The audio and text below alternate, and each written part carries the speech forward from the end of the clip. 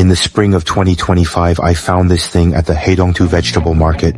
On its fuel tank, it says that what's important is its engine. The handlebars are thick and big, the rear end is raised up, and its tires... It even looks like a track version, but its front fork was broken off. I managed to prop it up, and then used a forklift to haul it back like this. I just weighed it, and it's 279 jin in total. The boss sold it to me for 7 yuan per kilogram. Considering how thick the throttle is and the track-specific tires, I think neither of us would actually buy this bike. If I fix it up and still lose money, I'll just sell it to one of your classmates. After graduation, you can earn over 10,000 yuan a month. I guess this bike must have been sitting there for quite a while. Look, the tires have developed large cracks, and the rear fender is stuck at a weird angle, but judging from the appearance of the engine, it doesn't seem to be damaged. At least there's no oil leakage. Here, all 4 exhaust pipes have been cut off right at the base. I suspect there's a catalytic converter here. Even the high-quality shock absorbers have been cut clean through. Its current condition is even worse than when that 750 was brought back. Anyway, put on your gloves first, we've got work to do again.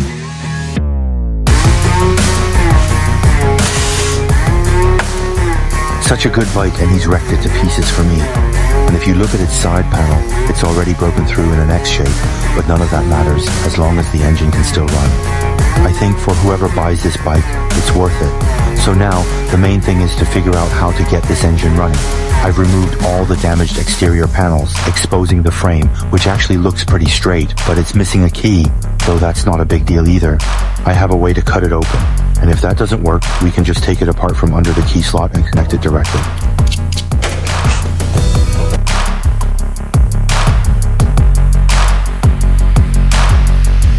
If you ever lose your car key in the future, make sure to call me. I'll come rescue you. For now, let's hook up a battery to this bike and see if we can get it powered up. Even more hardcore.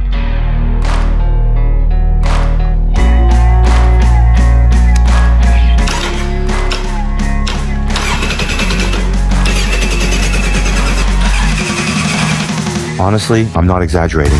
I've worked on quite a few bikes, and this is the only one that starts spinning as soon as it gets power. Now we can work on its fuel system. This here is the gas tank, and I have no idea which genius made such a huge hole in it. It's beyond repair at this point. I think this fuel rod might still be usable, though it looks pretty filthy on the outside. But the inside is plastic, so there's no major rust or corrosion. I have several motorcycles, so we can take a gas tank from one of these 2 on the ground and try it on this bike. Using my small pot stir-fried beans review method, I picked the gas tank from this Suzuki, but the connectors are different, so I'll just wire it directly. Let's just get it started first and see what happens. Actually, it has fuel now, and the power is connected, so we can try to start it. Wish me luck.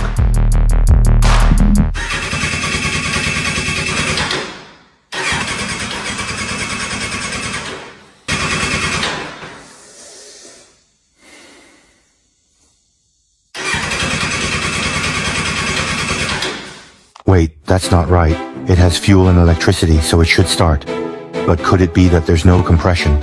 If the engine really has no compression, then we sisters will lose money on this purchase. I've taken it apart. Here's the spark plug, and the compression mark is burnt. Both times the pressure gauge showed over 7, so the problem isn't here. Now I can confirm that the car has fuel and compression. I also checked the wiring and pulled out the spark plug, and sure enough, there was no spark. It seems the problem lies in the wiring. Wait, that's not right.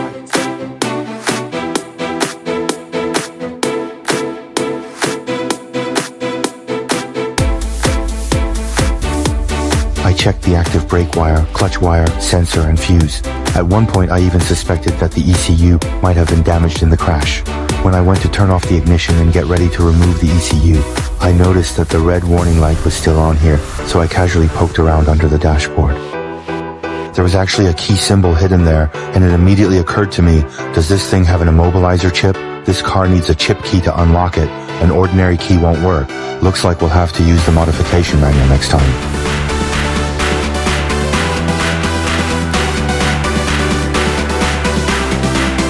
I used a total of 2.6 sheets of color change wrap, and I got this little thing. Since I didn't have the original car key, I also removed its ECU to try and bypass it. It took a lot of people to finally figure out how to solve the issue with this little chip. Now this thing has already detected the chip. If it can start up right away, it'll be the last one to start among all these junk cars I've worked on. Wish me luck.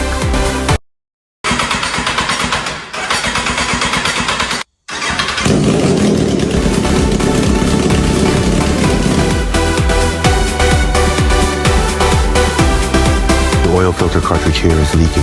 Just in this short amount of time, look at how much oil it's lost. But it's okay, I'll just replace it directly. At that moment, my companion told me that I was still naively thinking it was just a broken oil filter. I thought if I replaced it, everything would be fine.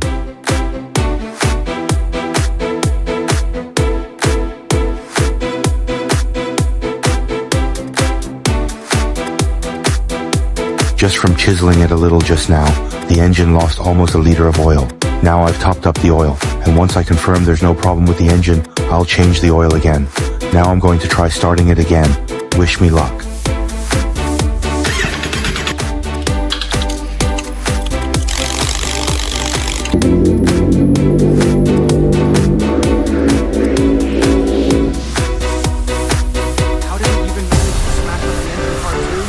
This car really is careless. The oil I just added probably leaked out again by now. I'm guessing it's the engine side cover on this side. You can see that the parts inside are still intact, but down here it's given me a big mess. I only started it twice, not even 6 seconds in total, and it already dumped oil all over the place. This car has never been straightforward for a moment. I have a vague feeling there's something up with it.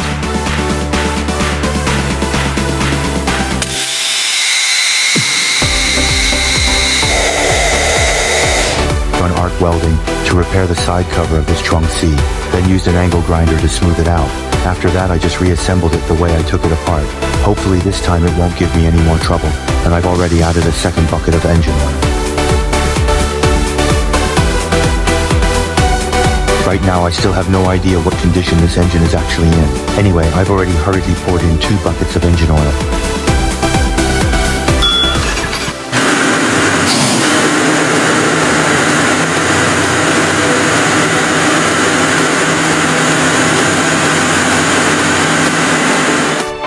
I just finished stewing up some noodles with the aroma of engine oil, and now somehow I'm tasting gasoline again. I think there's definitely something up with this car.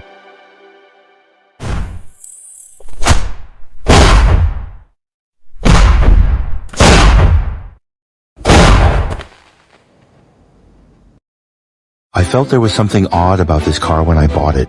When I got home I wanted to rev it up, but after fiddling around, I completely forgot about it. Now with the way things are, it's really like a donkey refusing to pull the millstone, just dragging along. The place where the gasoline is leaking is right here at the fuel injector. When I pulled out its connector, it even scraped the skin on my hand.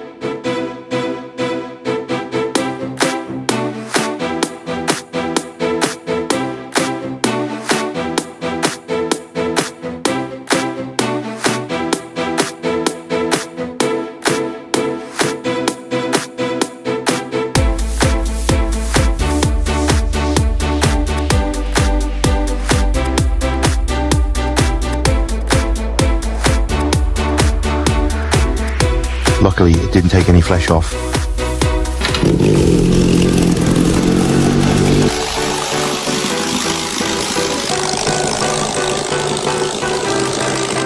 Now, as long as this engine isn't leaking oil or water, we can start working on the other parts. The first thing to arrive was this pot-shaped headlight. Here's an exhaust pipe from a dismantled car. Take a look. There's also a catalytic converter, and I bought this pair of used shock absorbers. After all that, the price was insanely high. This is a used fuel tank. The seller told me it's original and has the original paint, but this orange color doesn't really suit my bike. So now I've pretty much gathered all the parts for this bike. Now we can use dry ice to give the underside of the bike a thorough cleaning. Here, this stuff sells for 6 yuan per kilogram, and I bought 30 kilograms.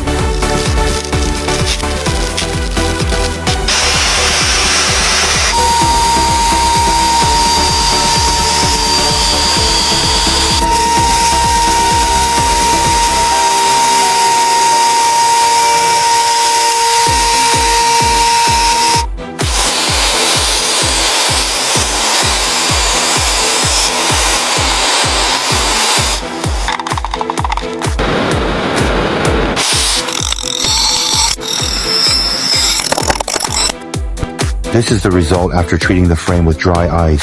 It's honestly amazing, absolutely top-notch. 3 gin of hot peppers, that's it. Looking at it now, the bike we bought was really worth it. I was also planning to use a paint remover to strip off the so-called original paint, but then I suddenly realized that the seller was just making things up. Looking at this gas tank now, about 70 to 80% of the paint on it was added later, and every layer was a different color. It wasn't until I stripped the tank down to this state that I realized it was originally orange. But this gas tank also belonged to a bike with a story, and the repairs done before were really sloppy. Now the only thing I can do is cut open the bottom of the tank. I'll have to find a way to fix it bit by bit.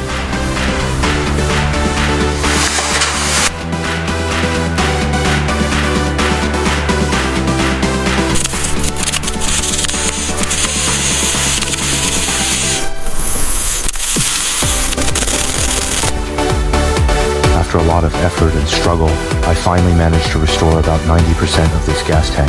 As for the remaining minor flaws, let's just pretend you didn't see them. Then I used a handheld laser welder to weld the bottom shell back on. Next comes the usual routine. First, spray the gas tank with an epoxy primer to prevent rust. Then apply a thin layer of putty to smooth out the surface. And after that, give it a coat of intermediate paint to even out the color tone. Finally, you can spray it with your favorite shade of green, then apply a high-quality 1-to-1 replica tank decal. After that, spray on the final coat of clear lacquer and send it to the paint booth for a quick bake. In the end, we end up with this beautifully finished and crystal clear gas tank. At this point, the accessories for this bike are pretty much done, so now we can start assembling the bike.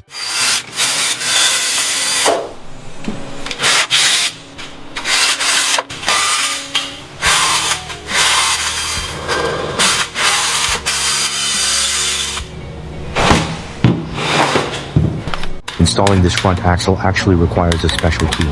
I don't have one, but I got creative. I just welded 2 screws together, and that works perfectly as a substitute. I'm really clever.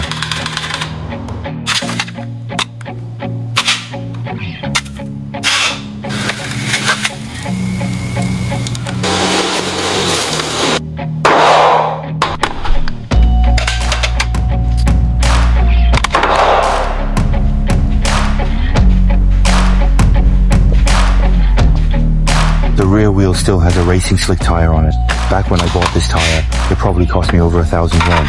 Of course, it's completely worn out now, so I need to replace it.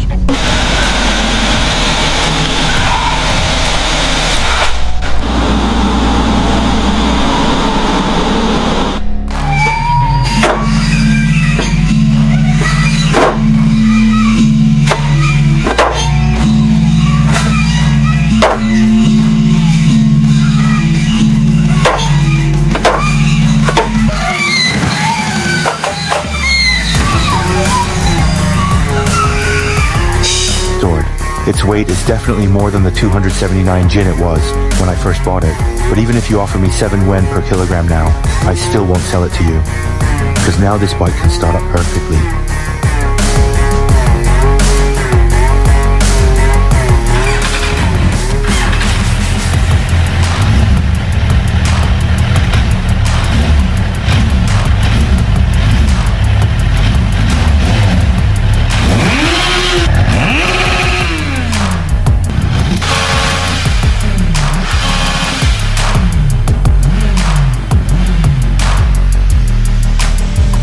Now that the bike is fully refurbished, we can take it out for a test ride. But with my current